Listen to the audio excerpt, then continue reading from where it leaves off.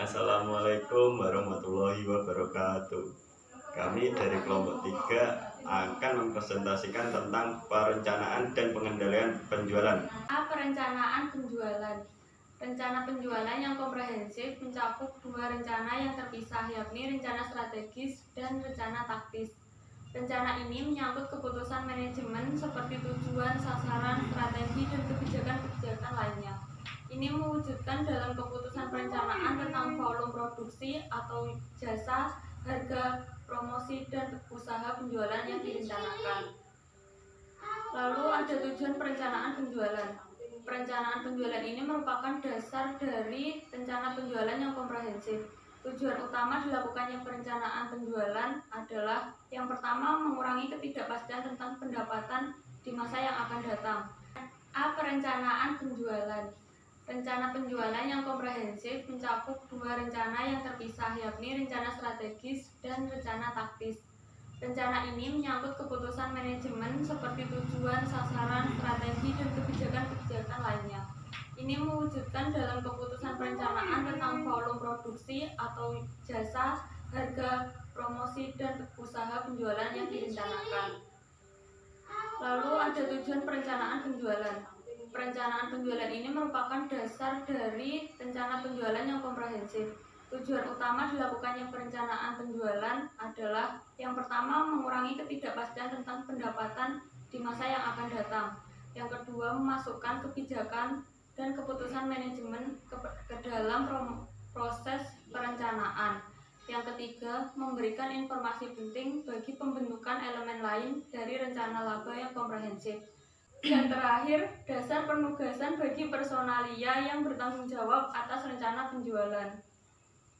Lalu selanjutnya yaitu dasar penyusunan rencana penjualan. Perencanaan penjualan disusun dengan menggunakan berbagai pendekatan.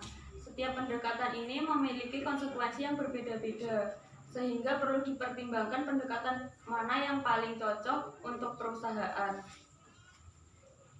Yang pertama, harus melihat karakteristik pasar yang dihadapi perusahaan. Yang kedua, kemampuan finansial perusahaan itu sendiri. Yang ketiga, faktor yang mempengaruhi. Yang keempat, faktor teknis. Yang kelima, dimensi waktu.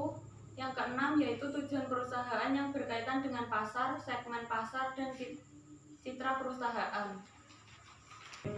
Rencana penjualan strategis dan taktis. Dalam rangka mendukung tercapainya rencana laba yang komprehensif, maka disusun rencana yang penjualannya jangka panjang, yang bersifat strategis, dan jangka pendek yang bersifat taktis. Secara umum, rencana penjualan strategis disusun untuk periode 5-10 tahun, sedangkan rencana penjualan taktis untuk 1 tahun. Yang B, penentuan harga jual. Penentuan harga jual merupakan salah satu keputusan manajemen yang penting dalam penyusunan anggaran penjualan. Kelangsungan hidup suatu perusahaan dalam jangka panjang sangat ditentukan oleh keputusan pricing ini, karena harga jual produk akan memengaruhi yang pertama, kesediaan pembeli untuk menggunakan produk perusahaan. Yang kedua, daya saing perusahaan menghadapi pesaing-pesaingnya. Yang ketiga, tingkat penghasilan, biaya, dan laba perusahaan. Pendekatan pertama, teori ekonomi. Harga jual memiliki keterkaitan erat dengan kuantitas penjualan. Keterkaitan ini terkadang menyulitkan manajer untuk mengambil keputusan untuk memilih salah satu dari dua kebijakan. Teori permintaan menyebutkan bahwa jumlah produk yang diminta pembeli pada periode waktu tertentu salah satunya bergantung dari harga jual produk tersebut. Sedangkan teori penawaran menyebutkan semakin tinggi harga jual, semakin banyak jumlah produk yang ditawarkan. Demikian sebaliknya, jika harga jual rendah, maka semakin sedikit produk yang ditawarkan.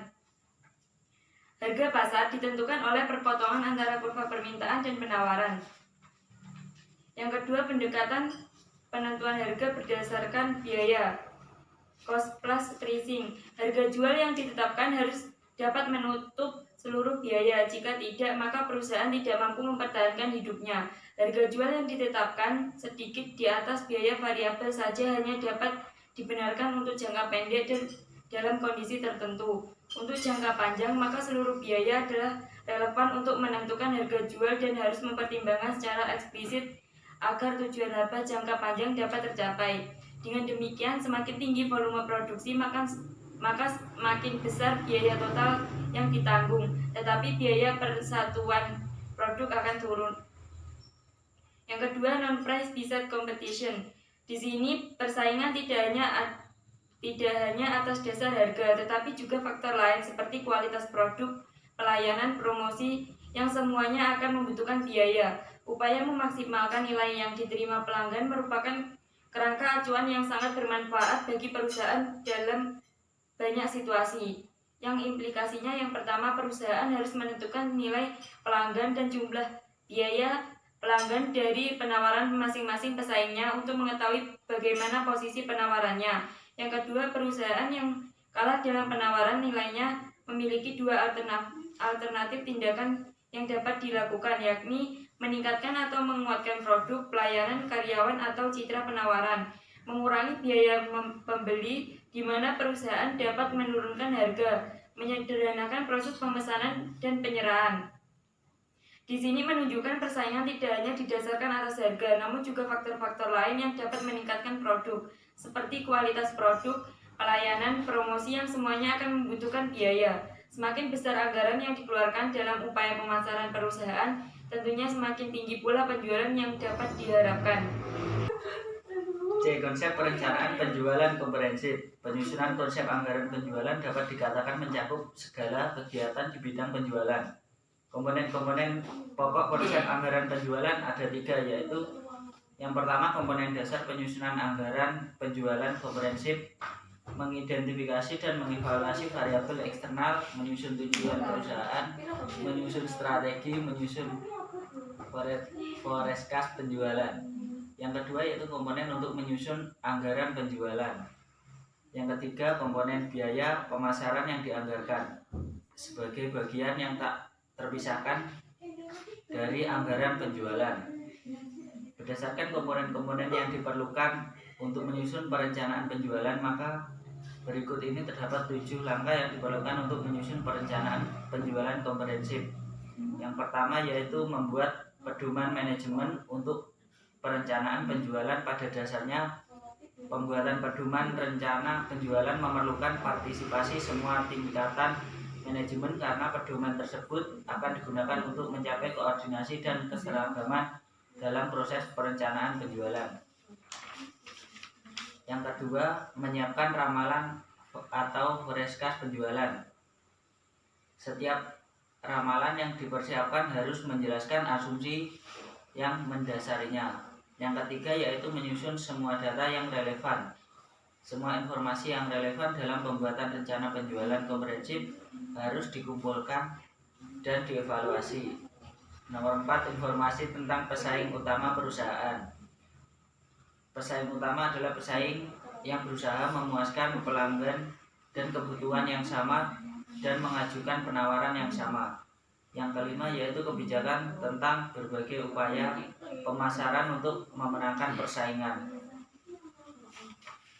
Yang keenam yaitu manfaat rencana penjualan strategis dan taktis.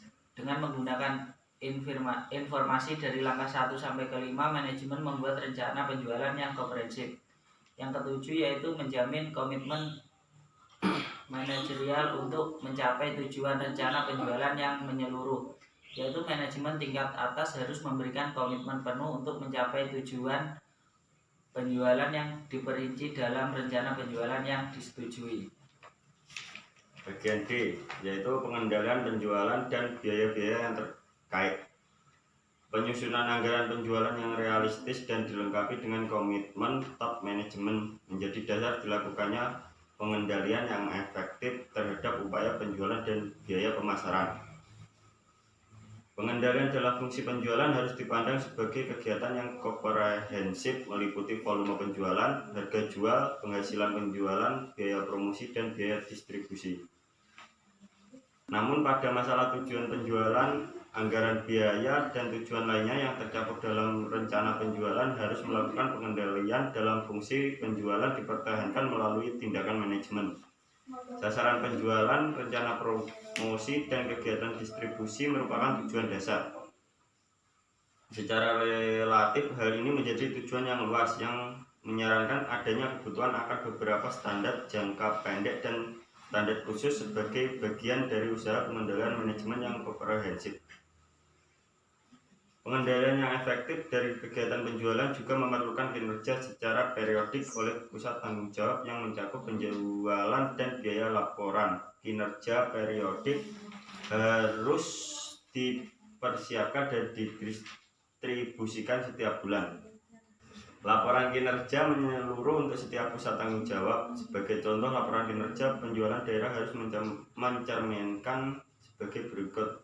Yang pertama, kinerja penghasilan penjualan yang dihasilkan. Yang kedua, kinerja pengendalian biaya distribusi daerah. Dan yang ketiga, kinerja kegiatan lain yang berkaitan dalam pengendalian langsung oleh manajer penjualan daerah. Terus, laporan kinerja harus membandingkan hasil aktual dan hasil yang direncanakan dan melaporkan varians yang ada. Biasanya laporan harus konsisten dengan prinsip piramid. Sekian presentasi dari kelompok kami. Bila ada yang ditanyakan, tolong berkomentar di bawah ini atau langsung chat kami berempat. Oke, terima kasih. Wassalamualaikum warahmatullahi wabarakatuh.